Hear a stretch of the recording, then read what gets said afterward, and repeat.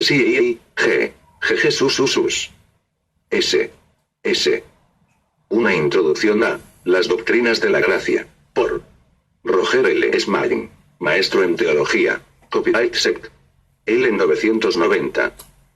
Tabla de materias. Introducción 1. Soberanía absoluta divina 5. Incapacidad total humana 18. Justificación por la fe 31. Elección por gracia 36. Sacrificio eficaz 51. Unidad espiritual y universal de los creyentes 66. Seguridad de los elegidos 73. Hilo de oro 88.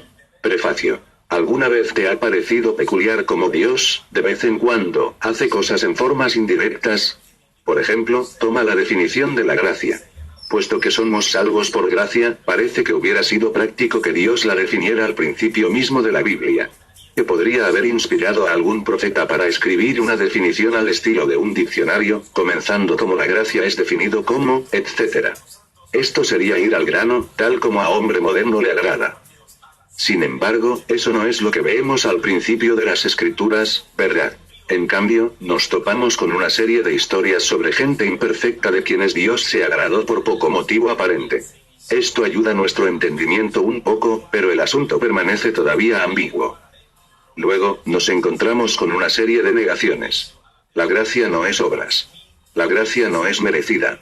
La gracia es divina y no humana, etc. Nos damos cuenta que nuestra investigación para definir la gracia está mejorando, pero definirla en una forma concluyente parece como tratar de agarrar humo. Luego, notamos que los escritores bíblicos conectan la gracia con ciertas enseñanzas que ellos establecen como importantes. Rápidamente, estas doctrinas llegan a ser las claves que nos van a revelarnos la definición de la gracia. Pero es cuando nos topamos con la enseñanza bíblica sobre la cruz que todo el material previo toma sustancia.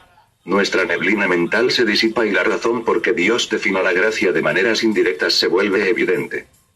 Dios podría habernos dado una definición corta, pero esta se quedaría lastimosamente poco profundo. La ruta más larga resulta ser infinitamente más satisfactoria. Una definición breve nos ahorraría tiempo, pero el gasto del tiempo parece ser un asunto de poca prioridad para Dios. Otros asuntos, tales como un trabajo bien hecho, se muestran más importante al Padre, especialmente cuando éste tiene que ver con bendecir a su pueblo. La gracia es tan gloriosa que nunca podría darnos de menos con definiciones triviales. Así que Dios intenta definir la gracia en la única forma que podría hacerle justicia. Su gracia refleja un elemento esencial del carácter de Dios. Cada miembro de la Trinidad contribuye en su propia manera sobresaliente. Al percibir la cuestión bajo tal perspectiva, parece asombroso cómo el Señor se las arregló para definirla en su totalidad, puesto que la gracia está involucrada con definirse a Él mismo. Con todo, una vez que entendemos la gracia, exclamamos, ¡oh! ¡Cuán simple! Y un instante después decimos también, ¡pero cuán profundo!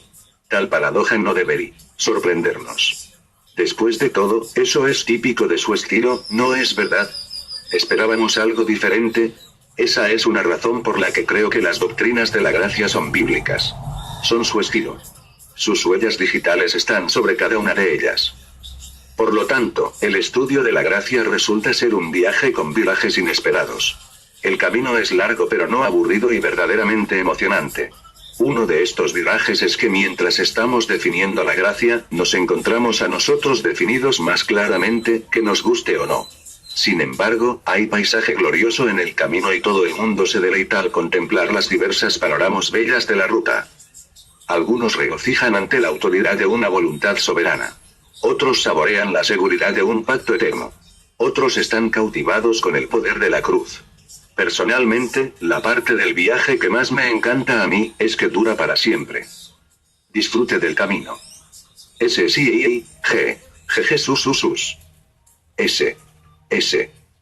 Una introducción a las doctrinas de la gracia. Por Roger L. Smalling, TM. Introducción. Hace 400 años la Reforma Protestante trajo el redescubrimiento de la Biblia con las doctrinas revolucionarias que ella contiene. 7 altas doctrinas estuvieron en conflicto con enseñanzas de la época, porque todas traen la conclusión de que la salvación es por gracia solamente, sin ninguna contribución humana. Por este motivo, estas doctrinas son conocidas hoy entre cristianos como las doctrinas de la gracia. La controversia sobre las doctrinas de la gracia no ha terminado. Son tan destructivas al orgullo humano que la razón carnal siempre se revela en contra de ellas. La naturaleza pecaminosa humana pretende ser dueña de su propio destino, plenamente capaz de contribuir a su salvación. Estas doctrinas están arregladas abajo en forma de un acróstico para mejor memorizarlas. Cada letra de la palabra sí, Jesús significa una de las doctrinas de la gracia. Una descripción breve de cada doctrina está a continuación. El acróstico. Soberanía absoluta divina. La palabra soberanía quiere decir controlar todo. Esta doctrina significa que Dios controla todo lo que pasa. Indica que toda la realidad es la consecuencia de decretos divinos hechos en la eternidad antes de la creación del mundo. Incapacidad total humana. La caída de Adán causó la pérdida de todo poder espiritual que podría contribuir a la salvación. El pecado infecta todas las partes del ser humano y lo esclaviza. Esta doctrina trata mayormente de la cuestión del libre albedrío. Ella muestra que la voluntad del pecador es incapaz de escoger a Cristo, producir fe salvadora, o hacer cosa alguna que le guíe a la salvación, hasta que la gracia de Dios le alcance. Justificación por la fe solamente. Dios requiere que la justicia absoluta de la ley sea cumplida en los cristianos. Él no acepta menos que la perfección. ¿Cómo pues, es posible ser justo delante de Dios, sabiendo que no podemos cumplir con la ley? Cristo cumplió la ley como nuestro sustituto. Cuando aceptamos a Cristo, Dios nos atribuye a nosotros la justicia perfecta de Cristo, quitando nuestros pecados. Así, tenemos una perfección prestada, lo que forma la base de nuestra aceptación permanente frente a Dios. Elección por gracia incondicional. Antes de la fundación del mundo, Dios escogió a ciertas personas para ser recipientes de su maravillosa gracia. Él hizo esto sin condiciones previstas en nosotros. Dios no escogió a nadie porque vio de antemano que iba a escoger a Cristo, porque nadie puede escoger a Cristo, siendo muerto en pecado. Aunque la elección es sin méritos, no es por eso arbitraria. Esta doctrina expone la gracia como algo basada enteramente en la voluntad soberana divina y no como respuesta a algo que el hombre piensa o hace. Sacrificio eficaz de Cristo. El sacrificio de Jesús es la única causa eficaz de la salvación de los elegidos. La crucifixión no solamente proveyó la salvación, sino que Él le cumplió. Aunque el sacrificio de Cristo en la cruz es suficiente para salvar a todos, el Padre lo dispuso solamente para los elegidos. La cruz, no la voluntad humana, es la causa de la fe, la obediencia, la buena voluntad y la seguridad eterna de los elegidos. Cristo murió, no para dar una mera posibilidad de salvación, sino para garantizar la certeza de ella para todos los elegidos. Unidad espiritual y universal de los elegidos. La Iglesia de Cristo es un organismo invisible, no una organización visible como la Iglesia Católica. Se compone de todos los elegidos de toda la historia. La unidad que debe existir entre cristianos es espiritual, no organizacional. Es universal en el sentido de que la espiritualidad del cuerpo de Cristo y de la comunión que los elegidos tienen unos con otros, traspasa a todos los límites de las diferentes culturas y edades. Seguridad de los elegidos. La misma gracia que nos eligió y salvó, también nos preserva hasta el fin. Por medio de exhortaciones, amenazas y reprensiones paternales, Dios preserva a sus elegidos de manera que ninguno de ellos se perderá. Preguntas para repasa. Introducción. 1. Todas las doctrinas de la Reforma forman la conclusión de que la salvación es por solamente, sin ninguna contribución humana. 2. Las 7 doctrinas de la Reforma son conocidas hoy como 3. ¿Verdadero o falso? La doctrina de la gracia ha dejado de ser controversial hoy en día. 4. La naturaleza pecaminosa quiere ser de su propio. 5. ¿Verdadero o falso? Somos capaces de contribuir a nuestra salvación. Soberanía absoluta divina. 6. ¿Qué quiere decir la palabra soberanía? 7. ¿Verdadero o falso? La realidad es consecuencia de los decretos divinos. 8. ¿Cuándo decidió Dios todas las cosas? Incapacidad total humana. 9. ¿Cuántas partes del ser humano fueron infectadas por el pecado? 10. Esta doctrina enseña que la voluntad del pecador es a Cristo. 11. ¿Verdadero o falso? La fe salvadora proviene de nuestra propia buena voluntad. 12. ¿De dónde proviene la fe? 13. Nuestra incapacidad de contribuir a nuestra salvación vino por la caída de justificación por la fe solamente. 14. ¿Verdadero o falso? La justicia de la ley no tiene nada que ver con el cristiano. 15. Dios acepta únicamente la. 16. ¿Quién cumplió la ley por nosotros? 17. ¿Podemos cumplir la ley por nosotros mismos? 18. Cuando aceptamos a Cristo, Dios nos. A nosotros la. Perfecta de Cristo. Elección por gracia incondicional. 19. Justificación quiere decir. 20. ¿Verdadero o falso? Dios escogió a todos para ser recipientes de su gracia. 21. ¿Verdadero o falso? Nadie puede escoger a Cristo por su propio esfuerzo. 22. Antes de conocer a Cristo éramos, en pecado. Sacrificio eficaz de Cristo. 23. ¿Qué hace eficaz la salvación de los elegidos? 24. La muerte de Cristo no solamente la salvación, sino la. 25. ¿Verdadero o falso? La cruz no era suficiente para salvar a todos. Respuestas a las preguntas. Introducción. 1 igual gracia. 2 igual las doctrinas de la gracia. 3 igual F. 4 igual dueño, destino. 5 igual F. 6 igual controlar todo. 7 igual V. 8 igual antes de la creación del mundo. 9 igual todas. 10 igual incapaz. 11 igual F. 12 igual de Dios. 13 igual Adán. 14 igual F. 15 igual justicia de Cristo. 16 igual Cristo. 17 igual no. 18 igual atribuyó justicia. 19 igual declarado justo. 20 igual F. 21 igual V. 22 igual muertos. 23 igual la cruz. 24 igual proveyó, cumplió. 25 igual F. Soberanía absoluta divina. La soberanía de Dios es la única base legítima para una fe sólida. Aunque algunos dicen que tienen fe sin creer en la soberanía de Dios, una investigación de tales personas revela que su fe está puesta en alguna capacidad humana. La doctrina de la soberanía de Dios es tan básica a la cristiandad bíblica que sin ella, nuestra fe apenas vale el nombre de cristiana. Pero a causa de la influencia de religiones y de movimientos políticos dirigidos a la gloria del hombre, es una de las doctrinas más descuidadas en la predicación hoy en día. Pero es el único cimiento posible para una fe sólida. Todo otro cimiento fracasa bajo las presiones de la vida. La soberanía de Dios consiste en que toda la realidad es producto de los decretos divinos hechos antes de la creación del mundo. Esto quiere decir que Dios está en control de todo lo que pasa, sea bueno o malo. Esto no quiere decir que Dios sea la causa de la maldad, ni que sea autor del pecado, ni que se goce en los sufrimientos de sus criaturas. Sino que todo lo que pasa forma parte de un gran plan que resultará inevitablemente en su gloria. ¿Por qué decimos que es la única base válida para la fe cristiana? Primero, solo un Dios soberano puede garantizar sus promesas. Si no controla todo, no podemos confiar en Él para la salvación, porque tal vez algo le impediría salvarnos. ¿Es lógico confiar en un Dios que no controla todo? Segundo, si Dios no fuera soberano, sería imposible sacar las lecciones espirituales de los eventos de nuestras vidas. Sería imposible saber si Dios está enseñándonos algo, o si los eventos de la vida son meras casualidades. Igual sería tener fe en la suerte que confiar en Dios. Tercero, la soberanía de Dios es la única base para darle gloria. Si esto no fuera así, ¿por qué darle a Él toda la gloria, si no es autor de toda la obra? Cuarto, es la única base para la oración. ¿Para qué orar a un Dios que no es soberano? Si Él no está en control de todo, quizás no pueda contestarnos. La palabra soberano no puede ser limitada.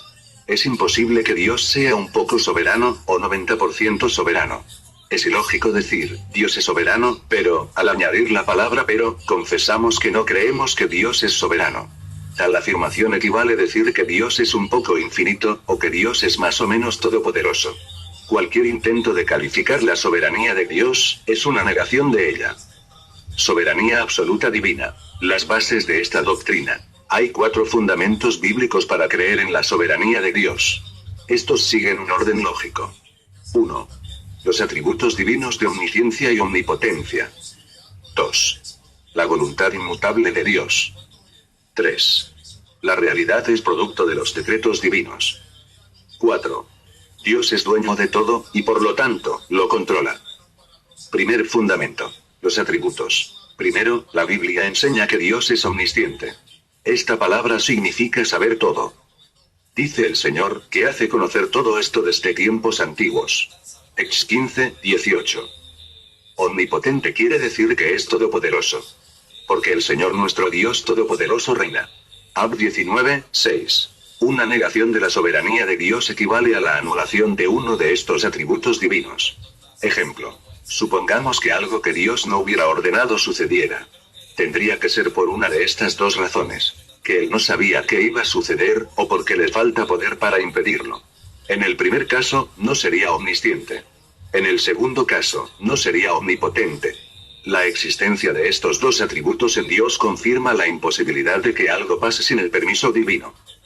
Segundo fundamento. Inmutabilidad. La palabra inmutable significa, nunca cambia. Tiene también la idea de irresistible. Se encuentra esta palabra en la Biblia en Ep 6, 17, 19. Para entender este concepto, hay que distinguir entre dos aspectos de la voluntad divina.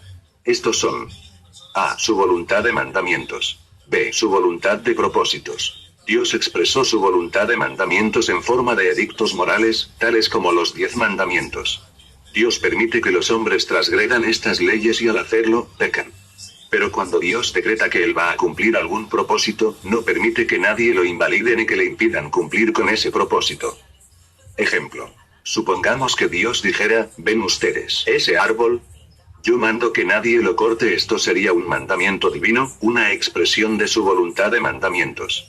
Permitiría. Soberanía absoluta divina. ¿Dios que alguien corte ese árbol? Sí. Porque Dios permite que sus mandamientos sean transgredidos. Pero supongamos que Dios dijera: mi propósito soberano es que este árbol nunca sea cortado. ¿Permitiría Dios que alguien corte ese árbol? No. No existe en la tierra fuerza suficiente, ni de hombre ni de diablo, para que corte ese árbol. Dios lo impediría. Si no fuera por su voluntad de mandamientos, al hombre no le sería permitido pecar. Si fuera por su voluntad de propósitos, no tendríamos confianza de que Dios pueda cumplir con sus promesas. Al no distinguir entre estos dos aspectos de la voluntad de Dios, nos enfrentamos a un desastre teológico. Así, su voluntad de mandamientos es resistible e inmutable. No solo que Dios permite que sus mandamientos sean transgredidos, sino que también Él mismo abroga, a veces, estos mismos edictos. Las leyes ceremoniales, por ejemplo, ya no están en vigor.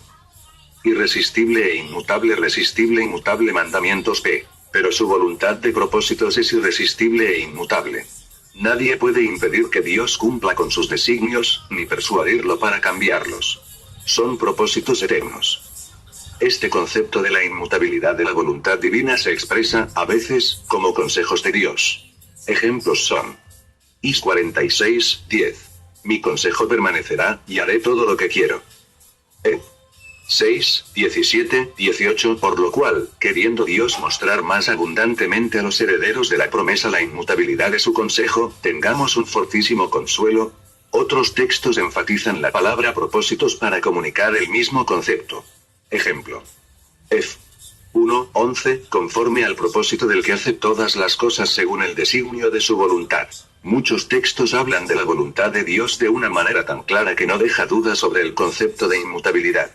Ejemplos. Dan. 4, 35, y Él hace según su voluntad en el ejército del cielo, y en los habitantes de la tierra, y no hay quien detenga su mano, y le diga: ¿qué haces? Soberanía absoluta divina. Is 14, 27. Porque Jehová de los ejércitos lo ha determinado, ¿y quién lo impedirá? Y su mano extendida, ¿quién la hará retroceder? Es por medio de la doctrina de la inmutabilidad de los propósitos divinos que se ve más claramente la soberanía de Dios. Dios no podría cumplir con sus promesas si permitiera que su voluntad de propósitos cambie. Sin la inmutabilidad, no podríamos tener ninguna seguridad de la salvación. Tercer fundamento. Los decretos divinos. Porque Él dijo, y fue hecho. Él mandó, y existió. Sal 33, 9. El tercer fundamento de la soberanía de Dios contesta a la pregunta, ¿de dónde proviene la realidad? Según la Biblia, toda la realidad es producto de los decretos divinos hechos antes de la fundación del mundo. Eb 11, 3. Por la fe entendemos haber sido constituido el universo por la palabra de Dios. Este versículo puede ser traducido como: por la fe entendemos que fueron establecidas las épocas, es decir, que los eventos históricos buenos o malos en la humanidad, se han desarrollado por la voluntad de Dios. Esto incluye tanto los eventos más importantes, como los más insignificantes. Ad 4:11, Señor, digno eres de recibir la gloria y la honra y el poder, porque tú creaste todas las cosas, y por tu voluntad existen y fueron creadas. Esta afirmación es terminante. Todas las cosas deben su existencia a la voluntad de Dios. A menudo en los evangelios leemos: esto aconteció para que se cumpliese lo dicho por el profeta. Esta frase no dice que el profeta simplemente habló del evento. Dice que el evento aconteció a fin de cumplir con los decretos de las Escrituras. Normalmente las personas involucradas en cumplir estas profecías estuvieron inconscientes de que estaban cumpliendo un decreto divino. En esto se ve el principio básico de la soberanía de Dios. La realidad es producto de la voluntad de Dios. Una profecía es simplemente una declaración de esa voluntad. La realidad sigue lo que Dios manda. Por lo tanto, ciertas profecías causan los eventos profetizados, y no simplemente que la profecía pronostica el evento. Ejemplos. Soberanía absoluta divina. Jesús mandó a sus discípulos a buscar cierto asno atado en una aldea. Seguramente los dueños no sabían de la profecía de Zacarías respecto a la entrada triunfal de Cristo en Jerusalén. Todo el incidente tiene las marcas de la soberanía de Dios, en el sentido de que la profecía era más que una simple predicción. Era un designio divino. Mt. 21:1-4. Cuando vino la multitud para apresar a Jesús en Getsemaní, él dijo que esto sucedía para que se cumplan las Escrituras. Mt. 26, 55, 56. En los textos que tratan del arresto y crucifixión de Jesús, se indica claramente que todo sucedió según el consejo divino. Para hacer cuanto tu mano y tu consejo habían antes determinado que sucediera. Hechos 4, 28. Los soldados romanos repartieron los vestidos de Jesús, para cumplir con lo dicho por el profeta. Pero no estuvieron conscientes de haber cumplido las Escrituras, ya que eran paganos. ¿Cómo conoce Dios el futuro con certeza? Unos dicen que Dios tiene una facultad mental que le permite ver el futuro e investigar cuáles eventos van a pasar. Es como si tuviera un telescopio para observar el futuro. Dios forma luego sus planes a base de alta presciencia. Esta teoría se llama el concepto de presciencia. Esta es la opción que multitudes de cristianos creen hoy en día. Es cierto que la palabra presciencia se encuentra en la Biblia. Pero interpretándola en términos de una mera observación divina pasiva es una definición defectuosa. Esta deficiencia se revela al preguntar: ¿quién creó el tiempo? ¿Lo creó Dios? ¿O es el tiempo algo que Dios descubrió por casualidad en el transcurso de la eternidad? Si Dios creó todo, también creó el tiempo. Y si es creador del tiempo, también es creador de los eventos que suceden en ello. Si negamos esto, estamos afirmando que Dios creó el universo sin ningún propósito, o sin saber lo que estaba creando. La única opción que queda es el concepto de los decretos soberanos. Dios conoce el futuro porque la realidad es producto de su voluntad. El futuro no es algo que Dios prevé. Es algo que ha creado. La presciencia de Dios es simplemente su propio entendimiento de sus propósitos, que ningún poder en el universo puede alterar. La Biblia entera y la experiencia personal de los creyentes son testimonios de la veracidad de los tres principios ya expuestos. Toda la realidad es producto de decretos divinos hechos antes de la creación del mundo. Sus decretos son inmutables. No pueden ser ni cambiados ni resistidos. Soberanía absoluta divina. El hombre, los ángeles y los demonios están limitados a lo que Dios les permite hacer. Todo forma parte de un gran plan que resultará para la gloria de Dios. Cuarto fundamento. Dios es dueño de todo. En un estudio bíblico una dama preguntó: ¿quién es dueño de la tierra? ¿Dios o Satanás? Con toda la maldad que pasa aquí, uno diría que es del diablo. ¿Qué dicen las Escrituras? Ex 9:29b, para que sepas que de Jehová es la tierra. Ex 19:5b, porque mía es toda la tierra. Deut 10:14, he aquí, de Jehová tu Dios son los cielos, y los cielos de los cielos, la tierra, y todas las cosas que hay en ella. Job 41:11, todo lo que hay debajo del cielo es mío. Icron 29:11, tuya es, oh Jehová, la magnificencia y el poder, la gloria, la victoria y el honor. Porque todas las cosas que están en los cielos y en la tierra, son tuyas. Sal 89:11, tuyos son los cielos, tuya también la tierra. El mundo y su plenitud, tú lo fundaste. En la caída de Adán Dios no perdió nada. El único perdedor fue Adán. Miremos con más detalle algunas categorías de la realidad que Dios controla. Dios es soberano sobre la naturaleza. No se vende 2 pajarillos por un cuarto. Con todo, ni uno de ellos cae a tierra sin vuestro Padre. Mt 10:29. Según Jesús, el Padre controla las vidas de los animales. Ni el pajarillo más insignificante puede morir sin que Dios no lo permitiera. Es igual con nosotros, dice Jesús. Valemos más que muchos pájaros. Tampoco podemos morir sin permiso del Padre. Soberanía absoluta divina. Dios trajo codornices a los israelitas. Él cerró las bocas de los leones en la presencia de Daniel. Él puso una moneda en la boca de un pez para que Pedro lo atrapara. Él usó ranas, piojos y moscas para juzgar a los egipcios. Él mandó saltamontes contra Israel, trajo los animales al arca de Noé, le dio a comer a Elías por medio de cuervos. Incluso en cosas inanimadas Dios mostró su soberanía. Él controló el diluvio de Noé. Mandó tinieblas, granizo y fuego sobre Egipto. Cristo reprochó y calmó a la tormenta. Dios hizo que se detuviera el sol, a la demanda de Josué, etc. Ni una mosca vuela sin el permiso divino. Sobre los gobiernos humanos, y la raza humana, y de una sangre ha hecho todo el linaje de los hombres, para que habiten sobre toda la faz de la tierra, y les ha prefijado el orden de los tiempos, y los límites de su habitación. Hechos 17:26. La primera cosa que Pablo predicó a los paganos de Atenas era la soberanía de Dios. Pablo se dio cuenta de que el entendimiento correcto del Evangelio se basa en eso. El libro de Daniel es un estudio completo sobre la soberanía de Dios en gobiernos humanos. Al rey Nabucodonosor Dios le enseñó una lección dura sobre quien establece reyes en la tierra. Da 4:17, después de haber recibido un castigo divino por su orgullo, el rey Nabucodonosor reconoció esto con las palabras, y él hace según su voluntad en el ejército del cielo, y en los habitantes de la tierra, y no hay quien detenga su mano, y le diga, ¿qué haces? Da 4:35. Sobre la voluntad humana. ¿Puede Dios traspasar los límites de la voluntad humana? ¿Extiende la soberanía divina hasta la misma voluntad y los pensamientos del hombre? Las escrituras contestan. Prof 21:1, como los repartimientos de las aguas, así está el corazón del rey en la mano de Jehová. Apó 17:17, porque Dios ha puesto en sus corazones el ejecutar lo que él quiso, ponerse de acuerdo, y dar su reino a la bestia, hasta que se cumplan las palabras de Dios. Soberanía absoluta divina. Si para Dios no es difícil cambiar el curso de un río, entonces tampoco es difícil cambiar el corazón de un rey. Y si puede cambiar hasta el corazón de un rey, cuanto más a los hombres comunes y corrientes. Dios favoreció a los israelitas ante los ojos de los egipcios. Luego Dios endureció los corazones de los egipcios para mostrar su poder. Ex 12:36. 14:4. Muchos pensamientos hay en el corazón del hombre, mas el consejo de Jehová permanecerá. Prof 19:21. Es verdad que el hombre tiene una voluntad, pero no es una voluntad soberana. La única voluntad soberana es la de Dios.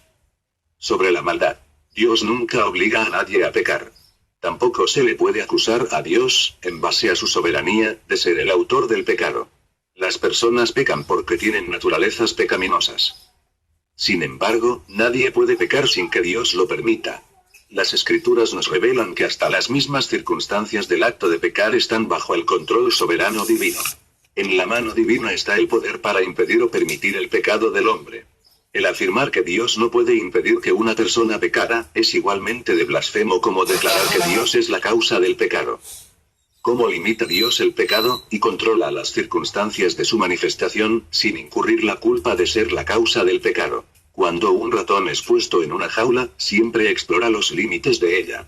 Raras veces se sienta el ratón en medio de la jaula, porque su ambiente natural es lugares encerrados, como sus túneles, bajo la hierba, etc. Dios lo hizo así. Los ratones están más cómodos cuando están en contra de algo. Si uno quiere ver correr a un ratón en círculos, basta solo ponerlo en una jaula circular. Sus movimientos son predecibles, sin ninguna violación de su naturaleza o poder para actuar. Sucede igual con el hombre. Dios controla las acciones pecaminosas de los hombres, con solo basta arreglar el momento y las circunstancias envueltas en el acto. Por su conocimiento íntimo de la naturaleza y carácter de las personas involucradas, Dios queda en control de todo, sin que nadie pueda inculparle de ser el autor del pecado. Las escrituras abundan en ejemplos del control divino sobre la maldad. Dios permite, impide, o usa la maldad según su voluntad soberana. El ejemplo más destacado de esto es la entrega y la crucifixión de Cristo. Soberanía absoluta divina. Jesús les dijo: ¿nunca leísteis en las Escrituras? La piedra que desecharon los edificadores, ha venido a ser cabeza del ángulo. El Señor ha hecho esto, y es cosa maravillosa a nuestros ojos. Mt. 21:42. El rechazo de Cristo por los judíos fue un propósito de la voluntad de Dios. No solo lo sabía de antemano, sino que, el Señor ha hecho esto. Sin embargo, los líderes de los judíos actuaban conforme a sus propios deseos, sin influencias externas de parte de Dios. Transgredieron la voluntad de Dios en lo tocante a sus mandamientos, y fueron condenados por eso. Porque verdaderamente se unieron en esta ciudad contra tu santo Hijo Jesús, a quien ungiste, Herodes y Poncio Pilato, con los gentiles y el pueblo de Israel, para hacer cuanto tu mano y tu consejo habían antes determinado que sucediera. Hechos 4, 27, 28. La soberanía de Dios y la libertad del hombre corren juntos en las Escrituras como dos rieles de tren. Los escritores de la Biblia nunca pensaban que eso era autocontradictorio. Afirmaban los dos, tal como en el texto anterior, sin el menor recelo. Los hermanos de José lo vendieron para esclavitud por motivo de celos y odio. La idea de obedecerle a Dios ni siquiera les pasó por la mente. Sin embargo, las Escrituras describen este acto traicionero como un acto divino. Gen 45, 8, así, pues, no me enviasteis acá vosotros, sino Dios. Gen 50, 20, vosotros pensasteis mal contra mí, mas Dios lo encaminó a bien. Como parte del juicio divino sobre David por su acto pecaminoso con Betsabé, y el asesinato de Urías, Dios declara que otro hombre se acostará con las esposas de David a la vista de todo Israel.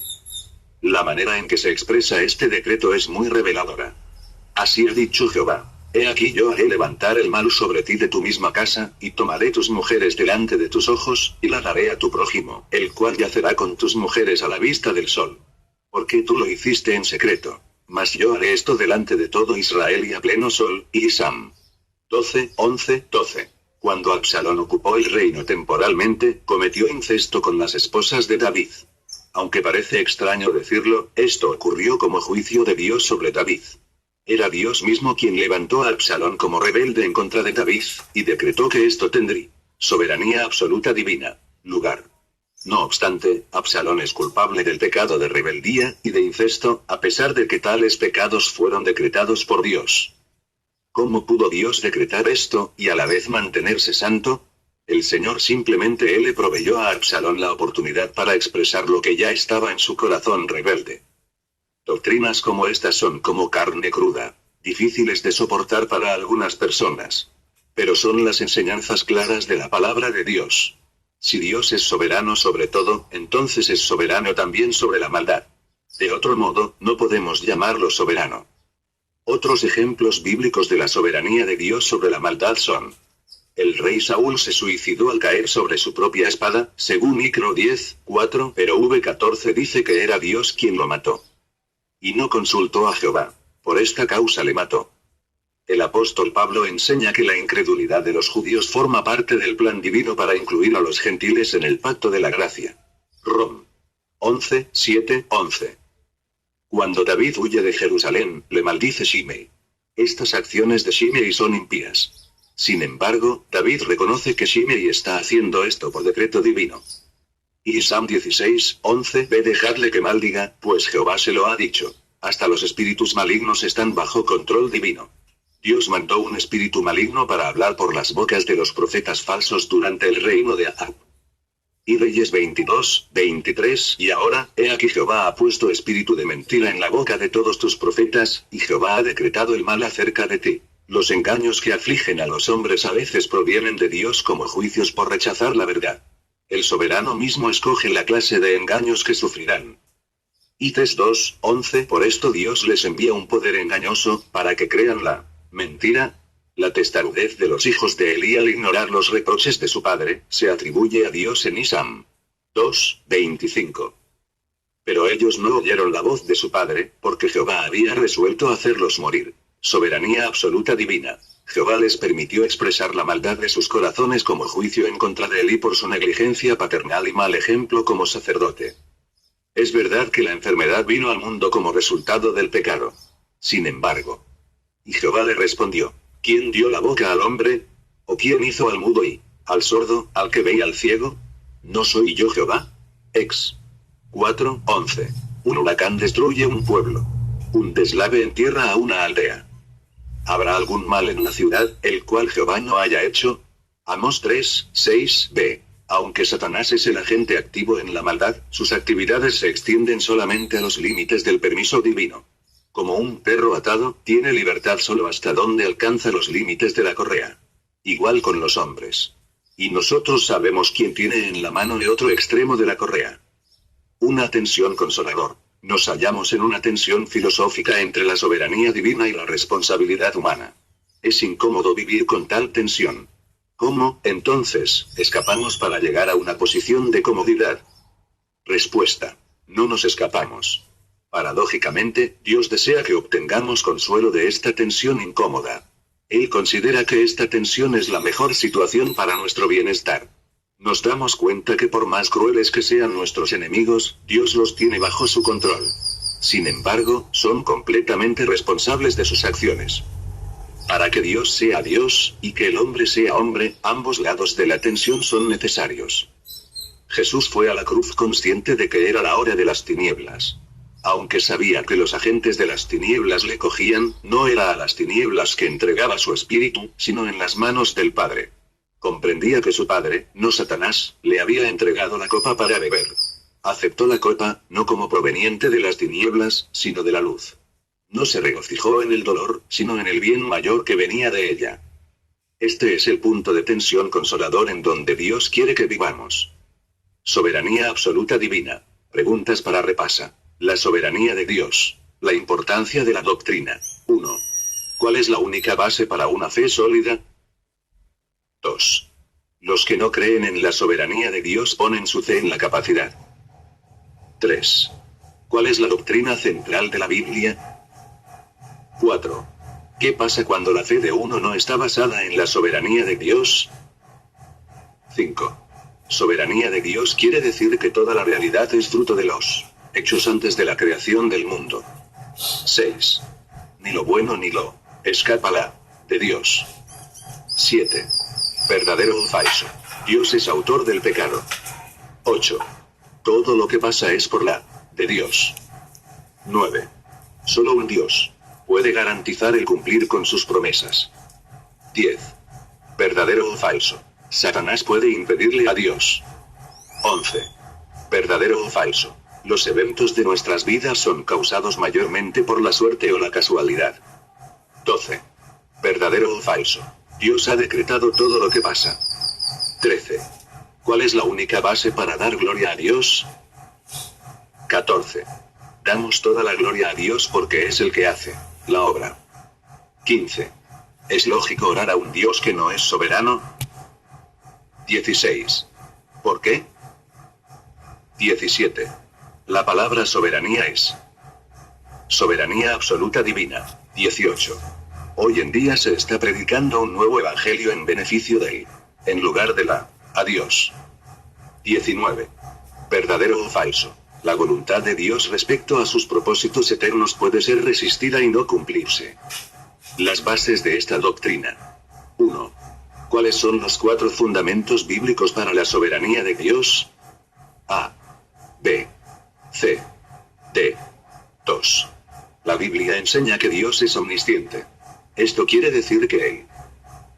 3. La palabra omnipotente quiere decir que Dios es. 4. Escriba aquí 2 atributos de Dios. 5. ¿Cuál es la palabra que significa incambiable? 6. Esta palabra también tiene la idea de 7. ¿Verdadero o falso? Dios permite que los hombres pequen. 8. Cuando Dios ha propuesto algo, Él no permite que nadie la. 9. ¿Verdadero o falso? Dios no puede ir en contra de la voluntad de una persona. 10. ¿Está Dios en control de la voluntad humana? 11.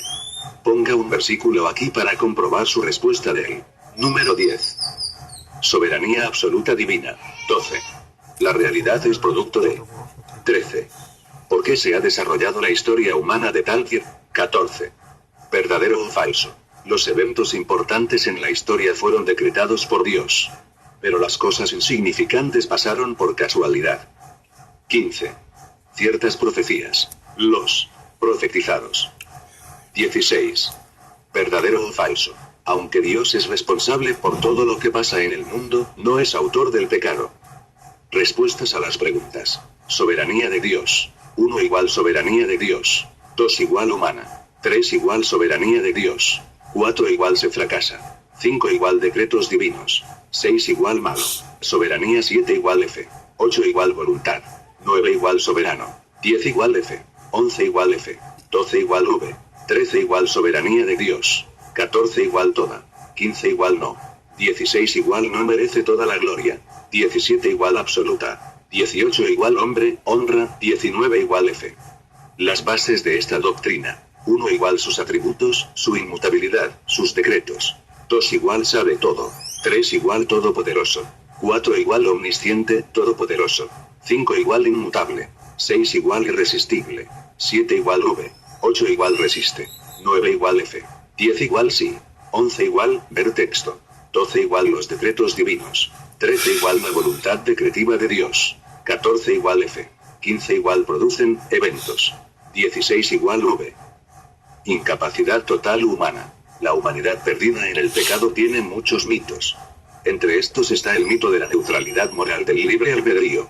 El pecador se imagina en una posición neutral entre lo bueno y lo malo, con la capacidad de escoger entre ellos cuando le conviene.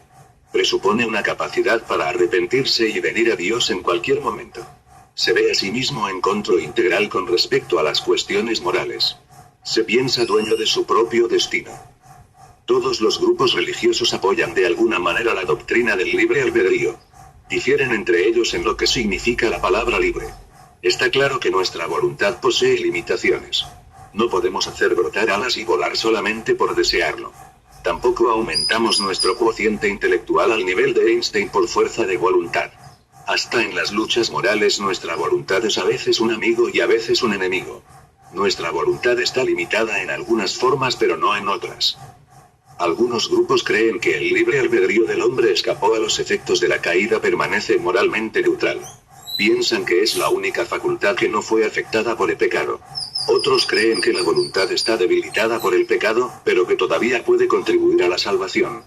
Finalmente, algunos afirman que el pecado domina todas las partes del ser humano, y que el pecador es incapaz de buscar la salvación sin una obra eficaz de la gracia. Nuestro concepto de la gracia divina dependerá en gran parte de lo que pensemos de las capacidades y limitaciones de nuestra voluntad. Por esa razón es imprescindible definir cuidadosamente estas capacidades y limitaciones. Afirmamos lo siguiente. A. Que todos los aspectos del ser humano, antes del nuevo nacimiento, son dominados por el pecado y controlados por Satanás. B. Que la voluntad humana, siendo ella también dominada por el pecado, jamás podría desear la salvación ni aceptar a Cristo por su propia iniciativa, sin la gracia de Dios. C. Que el nuevo nacimiento es un acto soberano de Dios, en el cual el pecador es enteramente pasivo, y que resulta en fe. No somos nacidos de nuevo porque teníamos fe. Tenemos fe porque nacimos de nuevo. La voluntad humana no es la causa del nuevo nacimiento. La palabra libre es la fuente de mucha confusión por su ambigüedad. Libre puede significar capaz, o permiso o también neutral. Es imprescindible definir estos términos antes de entrar en cualquier discusión sobre el libre albedrío. Frente a las enseñanzas de la Biblia, ciertas definiciones son válidas, y otras no. Es bíblicamente válido afirmar libre albedrío en los siguientes sentidos. 1.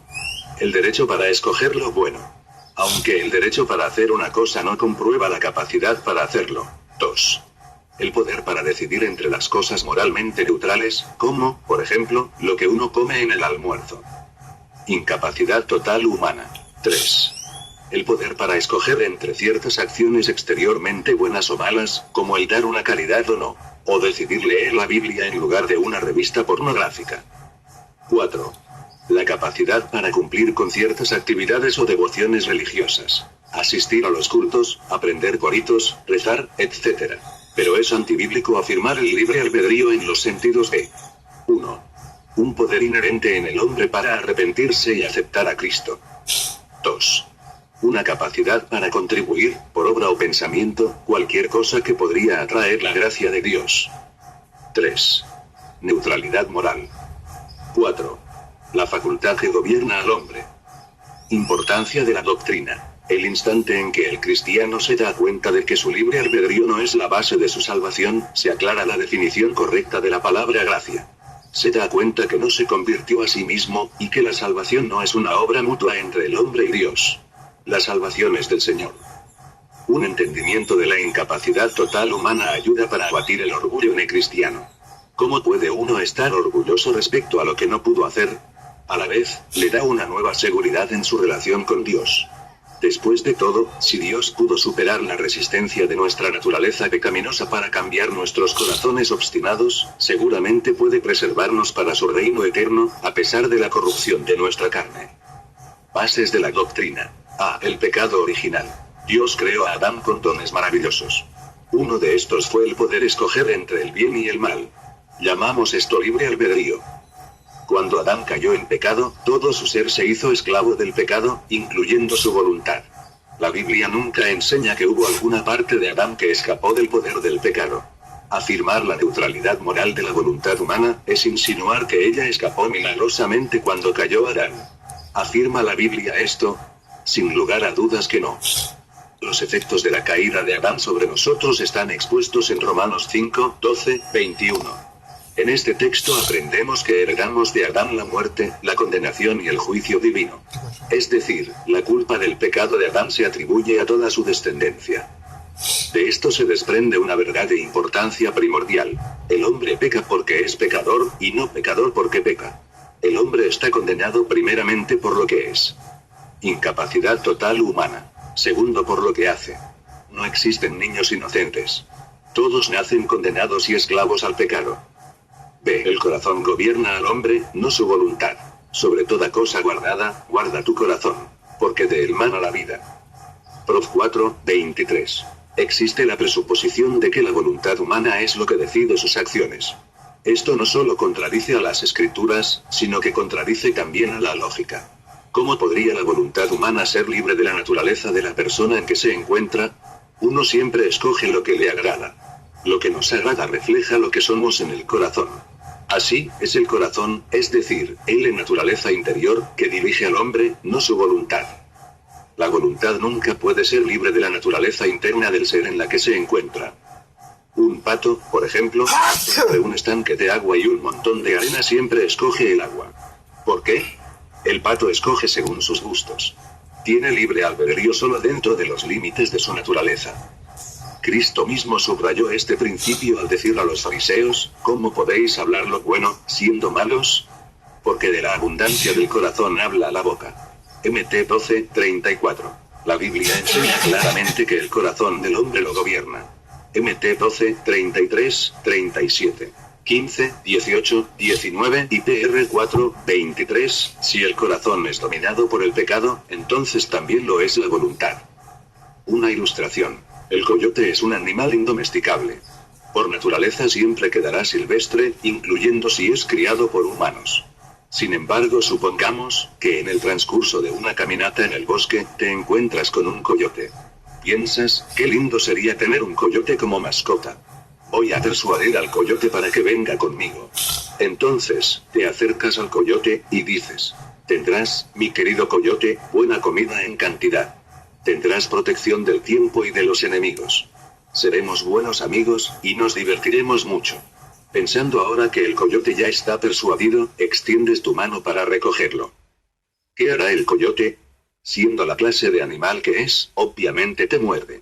La pregunta clave es esta. ¿Tiene o no tiene el coyote libre albedrío? Esta pregunta es una trampa. No existe respuesta absoluta, porque depende de nuestra perspectiva del libre albedrío. Si definimos a la voluntad del coyote como una capacidad de escoger entre ser silvestre y ser domesticado, entonces no tiene libre albedrío. Si decimos que la voluntad del coyote es la facultad de escoger a base de sus deseos naturales, entonces sí, tiene libre albedrío. Esta ilustración nos sugiere una definición más realista del libre albedrío y más de acuerdo con los datos bíblicos. El pecador tiene libre albedrío dentro de los límites de su naturaleza. Si su naturaleza es gobernada por el pecado, siempre escogerá el pecado porque el pecado es lo que más le gusta. Para que cambie de mente, es preciso que Dios obre cambios en su naturaleza. Esto estudiaremos abajo cuando toquemos el tema del nuevo nacimiento. Incapacidad total humana. C. Muerto o enfermo. Y Él os dio vida a vosotros, cuando estabais muertos en vuestros delitos y pecados, en los cuales anduvisteis en otro tiempo, siguiendo la corriente de este mundo, conforme al príncipe de la potestad del aire, el espíritu que ahora opera en los hijos de desobediencia, entre los cuales también todos nosotros vivimos en otro tiempo en los deseos de nuestra carne y de los pensamientos, y éramos por naturaleza hijos de ira, lo mismo que los demás. F2, 1, 3. El hombre carnal se percibe como pecador, pero no moralmente muerto. Pero la Biblia dice que estábamos muertos en delitos y pecados. Sectas que creen en el libre albedrío mora predican a menudo sobre el pecado como si fuera una enfermedad. Usan ilustraciones en sus prédicas sacadas de la medicina. Perciben a los pecadores como gravemente enfermos, pero con cierta capacidad de aceptar la medicina del Evangelio si quieren. Tal concepto es antibíblico. La Biblia presenta al pecador como muerto, no como enfermo. Totalmente incapacitado, no con algunos restos de poder para escoger. ¿Son los muertos capaces de resucitarse?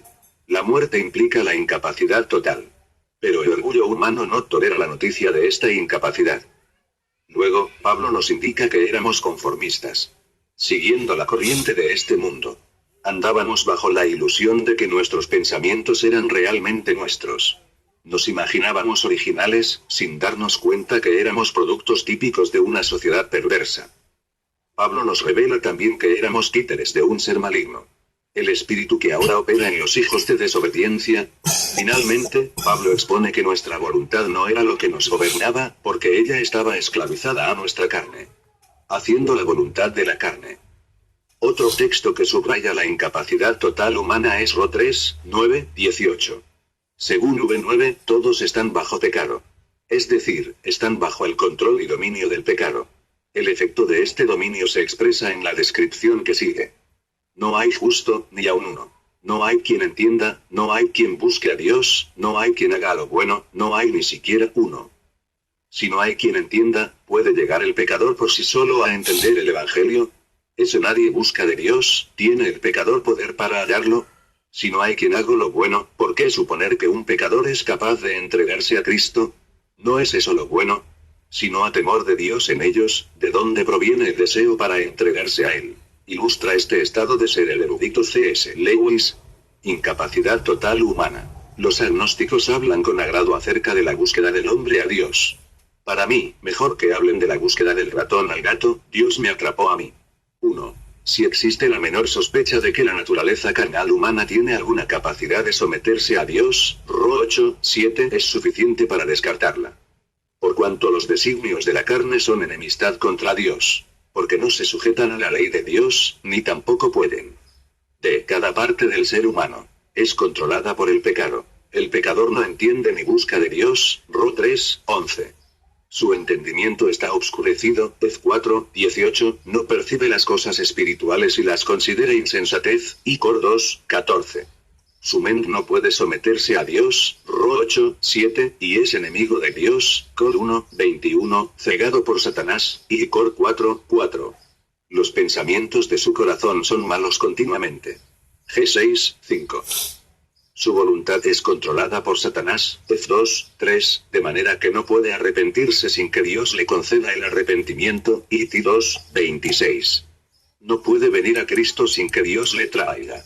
JN 6, 44,65. Está bajo el dominio de Satanás, Cor 1, 13. Alguien preguntó al gran teólogo San Agustín, ¿crees tú en el libre albedrío? Contestó Agustín, claro que sí. Sin Cristo estamos totalmente libres de toda justicia. ¿Cómo percibe Dios las buenas obras de los no regenerados? Es simple. Él no las percibe del todo porque los no regenerados nunca han realizado una buena obra. Imposible. Exclamó un doctor en uno de mis cursos de teología. Ahora está usted realmente exagerando, profesor. Él dijo. Yo conozco a muchos no cristianos buenos quienes proveen para sus familias, dan caridades, sirven a la comunidad, y son conscientes. ¿Está usted diciendo que aquellas obras buenas son malas? Aunque parezca chocante para los de una cultura moderna humanista, basada en la justicia por las obras, la respuesta a la pregunta del doctor es un contundente sí. Las buenas obras de los no regenerados, incluso los que concuerdan con los mandamientos divinos, son contados por él como actos pecaminosos. Por dos motivos esto es verdad. Porque estas obras proceden de una fuente corrupta y se practican por motivos impuros. Primero, el corazón no regenerado está dominado por el pecado, con el yo entronado como la persona central, y su propio beneficio como el valor más alto. Hasta que esta naturaleza haya sido transformada, y el yo destronado, la naturaleza entera del hombre es una fuente corrupta. Por esta razón Dios no aceptará nada de tal fuente. Lo que proceda de una fuente corrupta contendrá elementos de corrupción. Jesús dice, el árbol malo da frutos malos. Mateo 7, 17. Uno citado de C.S. Lewis, en Catherine Golden, John Blanchard, Evangelical Press 1989 pp. 74. Incapacidad total humana. No es de extrañarse de lo que dijo Isaías, todas nuestras justicias son como trapos de 2 inmundicia. Coge trapos inmundos, haz una ropa, y preséntalo a un príncipe. Mira cuán complacido está él. Así están haciendo los no regenerados cuando imaginan que Dios se complace de sus acciones. Las obras de uno no son aceptadas hasta que su persona es aceptada. Y esto ocurre únicamente cuando la persona es justificada por la fe en Cristo. Segundo, los motivos de los no regenerados son siempre impuros. ¿Cómo sabemos esto? Porque todo lo que no proviene de fe, es pecado. 3 Y lo que es hecho por otros motivos que no sea la gloria de Dios y sumisión a su voluntad es una forma de rebelión sutil. Los no regenerados nunca son más corruptos que cuando están realizando caridades. La única cosa que podría ser más pecaminosa es cuando ellos están realizando actos religiosos. Tales obras sirven para convencerlos que ellos son básicamente buenas personas. Seguramente Dios está contento con ellos. Si fueran motivados a agradar a Dios y a someterse a su voluntad, harían la primera cosa que Él requiere: arrepentirse, someterse a la autoridad de su palabra y al señorío de su Hijo. ¿Qué debemos hacer para poner en práctica las obras de Dios? 4. Preguntaron los apóstoles. Jesús respondió, creáis en el que Él ha enviado. Este término creáis implica algo más profundo que el realizar una obra. Esto sugiere la creencia personal en Cristo que conduce a una obediencia que destrona el yo. Esto coloca a Jesús como la persona central en la vida de una persona, y a su voluntad como el valor más elevado. En realidad, los no salvos hacen obras buenas y actos religiosos como sustitutos para la sumisión, antes que como señales de la autoabnegación de un corazón purificado. Ello permanece entronado. ¿No era este el problema de los fariseos? ¿No dijo Jesús que las prostitutas y los ladrones estaban más cerca del reino de Dios que ellos? ¿Era esto solamente una exageración poética? Muchas de las obras de los fariseos estaban de acuerdo con la ley divina. De hecho, la obediencia a la ley era el enfoque del movimiento farisaico.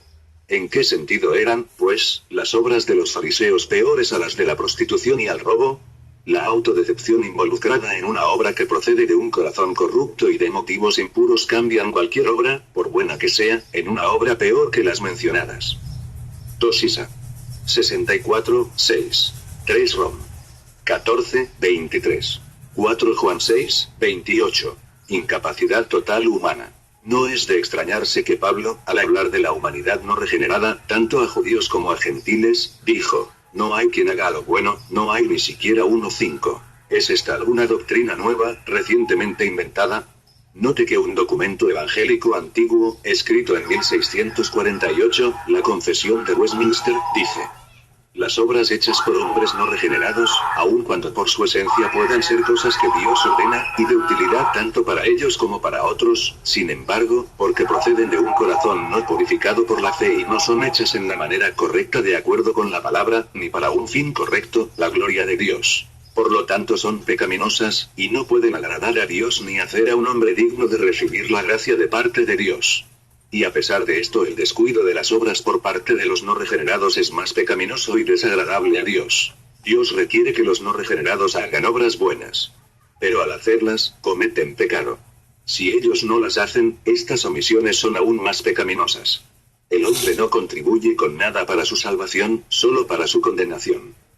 Nada menos que el milagro maravilloso de la regeneración basta para cambiar esta situación.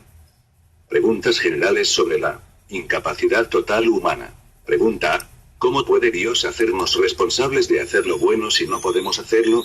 ¿Cómo puede Dios condenarnos por practicar el pecado si uno no puede hacer otra cosa? Usemos un ejemplo para ilustrar.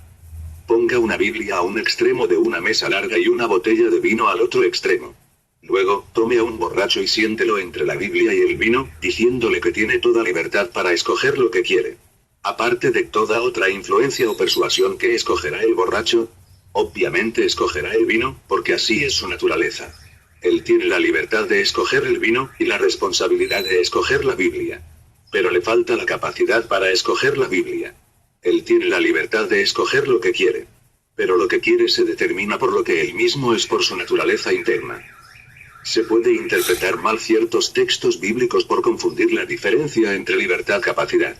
Tales textos manifiestan lo que el hombre debe hacer, no lo que puede hacer. El pecador nunca está libre de su responsabilidad para obedecerle a Dios.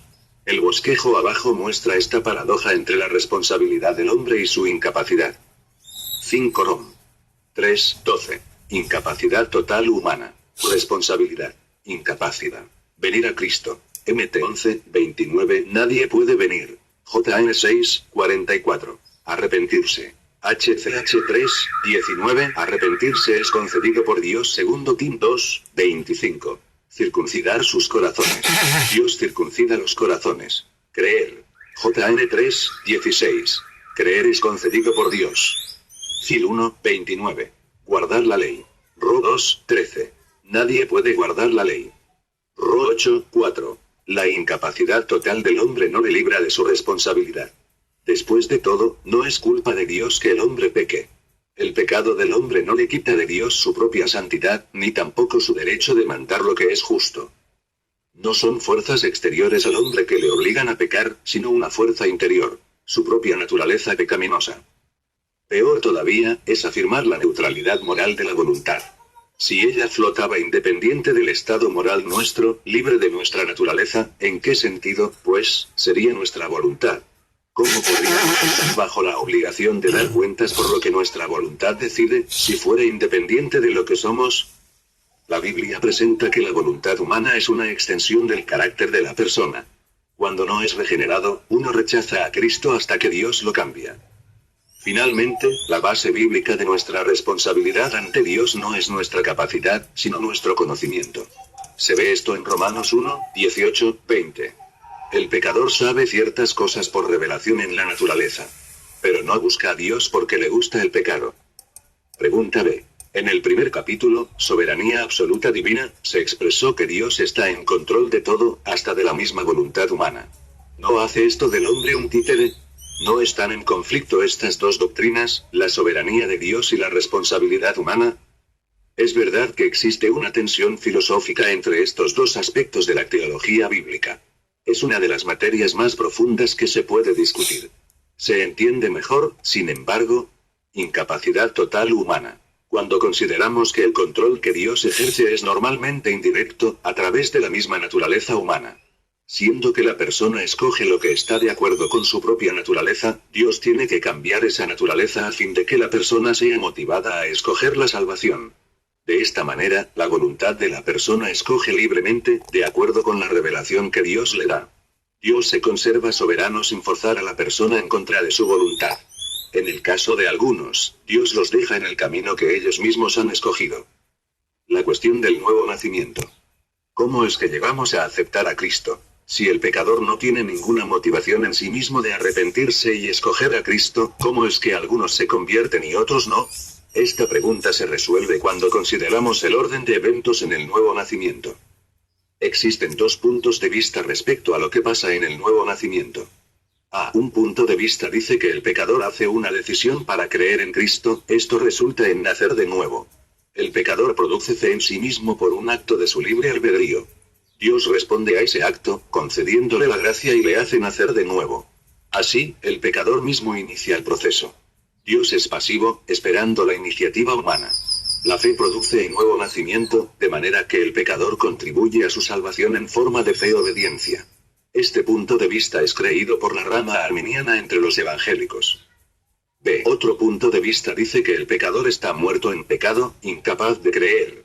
Dios, pues, por un acto soberano suyo, hace nacer de nuevo a los que él había escogido para la salvación antes de la creación del mundo. El pecador es totalmente pasivo en el acto de nacer de nuevo. Dios es el que lo inicia. Al nacer de nuevo, el pecador tiene una nueva naturaleza, percibe las cosas divinas, y pone su fe en Cristo. Así, el nacer de nuevo produce la fe, no viceversa.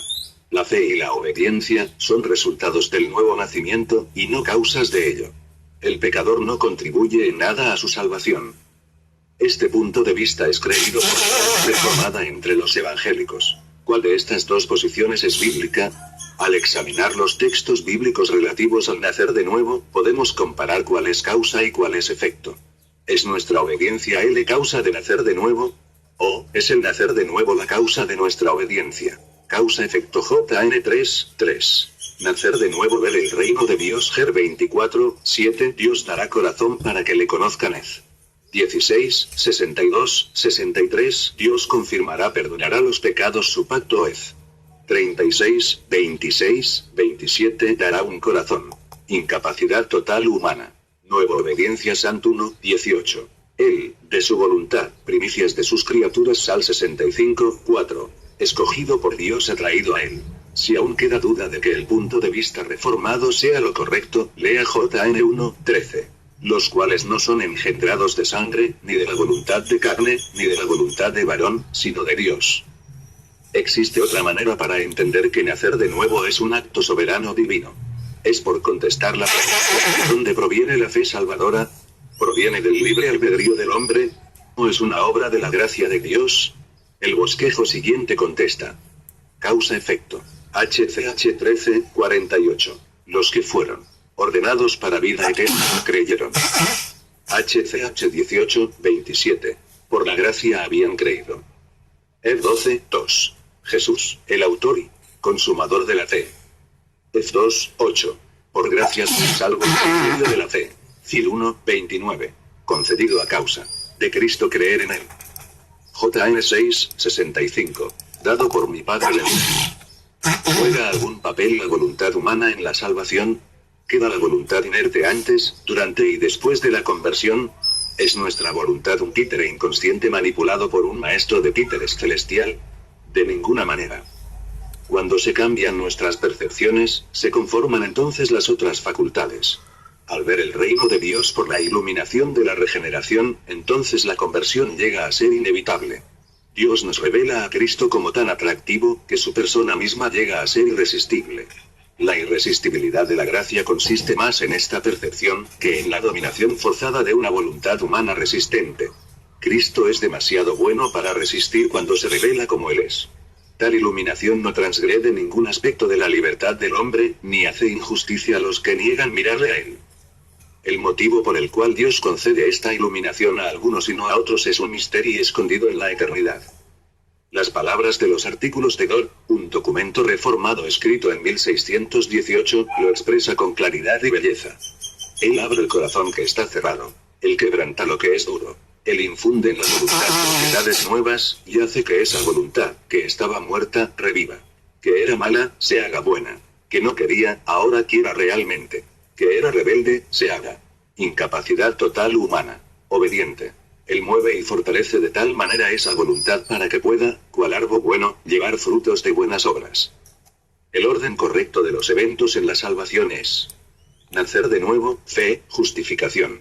La fe salvadora es obsequio divino, no fruto del libre albedrío humano. Nacer de nuevo es acto soberano de Dios.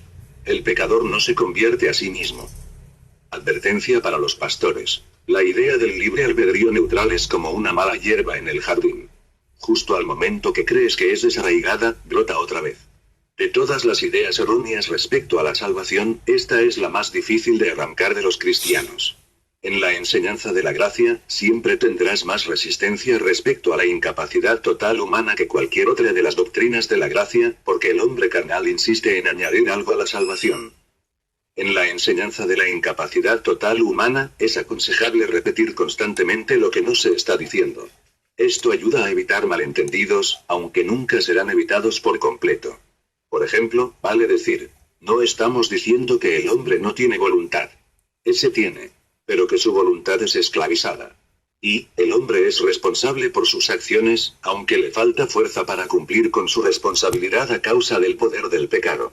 Y, Dios nos manda a hacer lo justo porque Él es santo, no porque somos capaces de obedecerle.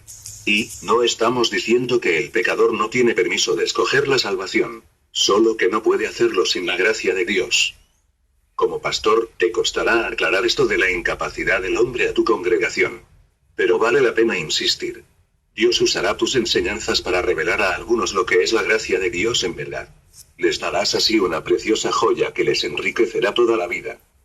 Nuestra incapacidad bendita. Los estudiantes generalmente suponen que me entendieron mal cuando oyen que una comprensión de su incapacidad total es una de las bendiciones más grandes que se puede experimentar. Aunque se habitúan a mis paradojas, esta siempre les sorprende. Por lo menos les capta la atención, y les prepara para la cita siguiente del gran reformador Martín Lutero. El consuelo de saber que la salvación no depende del libre albedrío. Yo confieso francamente que, de mi parte, incluso si fuera posible, no querría que me sea dado el libre albedrío ni cosa cualquiera dejada a mis propias manos para capacitarme para trabajar para la salvación. No solamente porque frente a tantos peligros, y adversarios, y asaltos de demonios, no podría aguantar y sostener mi libre albedrío, porque un solo demonio es más fuerte que todos los hombres, y bajo tales condiciones ningún hombre podría salvarse. Pero a causa de que, incluso si no fueran peligros, sean adversarios o diablos, estaría todavía esforzado a trabajar sin ninguna garantía de éxito, golpear el aire en vano. Incapacidad total humana. Si yo viviera y trabajara hasta toda la eternidad, mi conciencia nunca alcanzaría una certeza cómoda sobre la cuestión de cuánto falta para satisfacerle a Dios. En cualquier obra que haya cumplido, quedaría todavía una duda persistente si Dios estaba complacido, o si requería otra cosa. La experiencia de todos los que buscan justicia por obras comprueba esto, y yo mismo lo aprendí suficientemente bien por un período de muchos años, a mi propia gran desgracia. Pero ya que Dios ha quitado mi salvación de control de mi propia voluntad, y la ha puesto bajo el control de la suya, y prometió salvarme, no según mis esfuerzos, ni correr, pero según su propia gracia y misericordia, yo tengo la certeza cómoda que Él es fiel y no me mentirá, y que Él es también grande poderoso de manera que ningún demonio ni oposición puede derrotarle a Él o quitarme de Él.